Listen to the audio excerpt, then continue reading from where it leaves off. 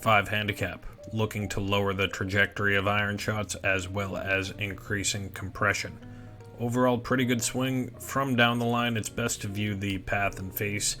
Face on is a little bit better for the low point contact and trajectory, but we can still do a good analysis here.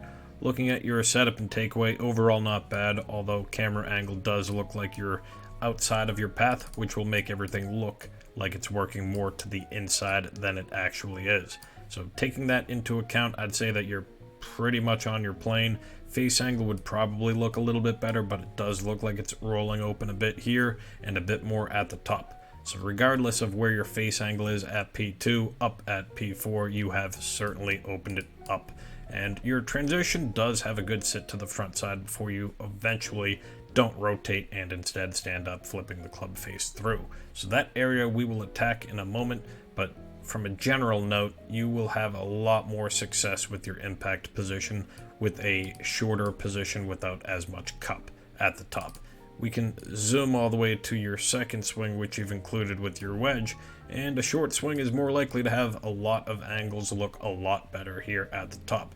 Of course, it's not as far of a swing just generally with a wedge, but you can try to do the same there with the rest of your irons and then pushing more off your trail foot, because the theme here is going to be your weight transfer in your transition. Let's back it up to look at a more clear example of what I'm talking about. Playing your swing in super slow-mo, the first move is to sit your weight back to the right heel and turn open. That's alright, and that's going to get your body moving and turning to the inside. Now, the hips have reached maximum turn somewhere around here. They are not turning more, they're going to stay open. As you continue your backswing, your arms and hands are going to just exclusively start rising and lifting, deviating further from the plane and opening the face at this top position. Now you try your best to make up for it with a proper athletic move of sitting and shifting to your front side, but you still don't have enough room or clearance of the lower body, so you are forced to stand up or early extend the spine.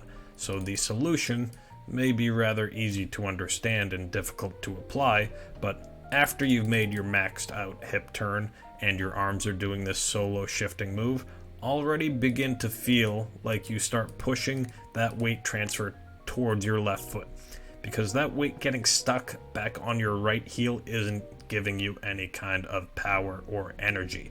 It eventually will get pulled and lifted off the ground, but that's just because you're jumping and extending the legs. I want you to feel like you're getting your weight and body already starting that downswing while your arms and hands are essentially completing the top of the backswing. If you also get that movement going, it may just cut off how far back you go. You probably realize where I'm going with this, but the feeling is essentially what the pros do in starting their downswing with the lower body before they complete their backswing. So good luck with that change. Please follow up with any questions via email. Good luck. Sendaswing.com.